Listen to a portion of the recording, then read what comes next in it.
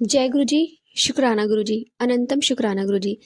संगत जी, आज मैंने एक आंटी का सत्संग सुना और उन्होंने अपने सत्संग में बताया कि उन्होंने एक फ्लैट लिया था और उसके बाद उनकी एक दो ही किस्त गई थी और फिर नहीं दे पाए वो।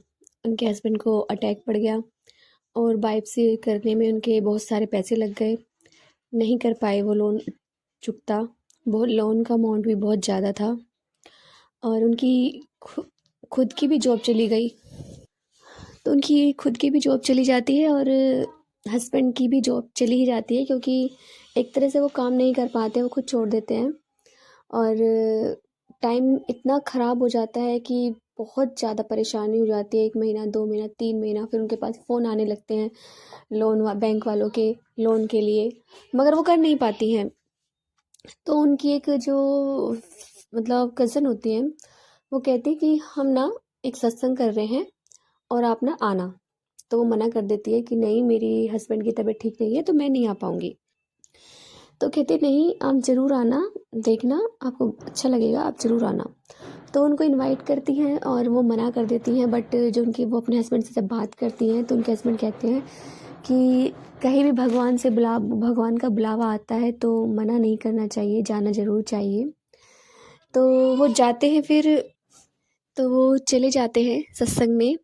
तो जब वहाँ मंदिर में सत्संग हो रहा होता है, जब वहाँ जाते हैं तो देखते हैं कि इतने अच्छे फूल सजे हुए हैं, हर तरफ फुलवारी लगी हुई है। और जब अंदर एंटर करते हैं तो उनके हस्बैंड बैठ बैठ जाते हैं ध्यान में, बट फिर संगतों को खड़ा किया जाता है और जब वो दोनों खड़े होते हैं, एक तरफ जेंट्स होते हैं, एक तरफ लेडीज़ होती हैं, तो सबको खड़ा किया जाता है। फिर वहाँ पे वेलकम बैंड बजता है।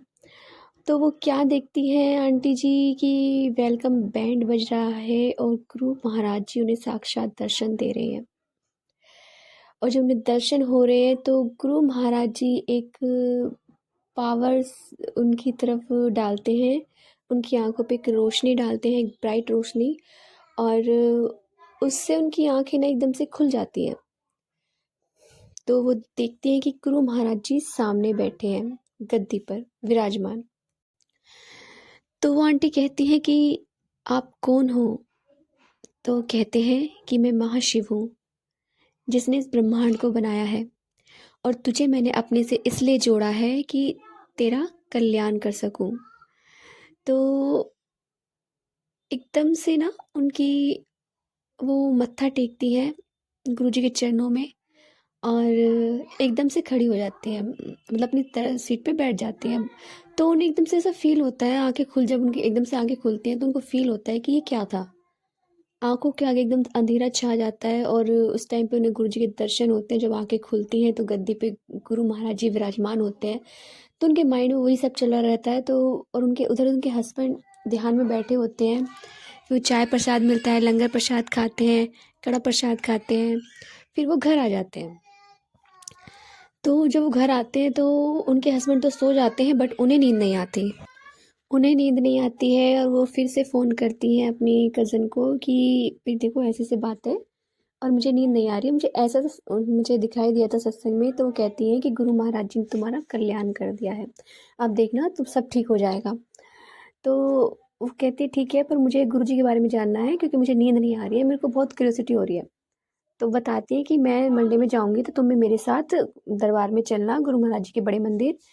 तो वो जाती हैं तो जब जाती हैं तो देखती हैं वहाँ पे बहुत बड़ा शिवलिंग होता है। और फिर वो अंदर एंटर करती है तो वहाँ गुरु महाराज जी के उनके दर्शन होते हैं उन्हें। तो वहाँ भी चाय प्रसाद, जल प्रसाद, लंगर प्रसाद खाती हैं और उन्हें ना अंदर से बहुत अच्छी फीलिंग आती है कि हाँ। और जब वो बाहर निकलती हैं, मंदिर से बाहर आती हैं, तो उनके हस्बैंड का फ़ोन आता है कि जो हमारा पीएफ का पैसा था वो हमें मिल गया है। और जब वो अमाउंट बताते हैं कि 70 लाख रुपए उन्हें मिलते हैं, तो उनकी वाइफ जो बहुत खुश हो जाती है, नतमस्तक हो जाती है गुरु जी के चरणों में, वो नाक रगड़ती हैं और पूरी तरह से सरेंडर कर देती हैं गुरु महाराज जी को कि गुरु महाराज जी के चरणों में आने से उनका जो पीएफ का पैसा था वो मिला। उन पैसों से उन्होंने अपने फ्लैट का लोन चुकता किया और मतलब जो नहीं चाहते थे कि फ्लैट उनके हाथ से जाए, और गुरु महाराज जी ने उनको एक तरह से प्रोटेक्ट कर दिया। हर तरह से जो भी उनको प्रॉब्लम्स हो रही थी उनकी सारी प्रॉब्लम्स गुरु महाराज जी ने सॉल्व कर दी। तो शुक्राना गुरु महाराज जी का इतना प्यारा सत्संग सुनाने के लिए और मुझसे शेयर करवाने के लिए आपका लख लख वार शुक्राना गुरु जी, अनंतम शुक्राना गुरु जी। संगत जी, यदि आपको हमारा सत्संग अच्छा लगता है प्लीज़ हमारे चैनल को लाइक कीजिए, सब्सक्राइब कीजिए, बेल आइकन को प्रेस कर दीजिए ताकि नई सत्संग की जानकारी आपको जल्द से जल्द मिल सके।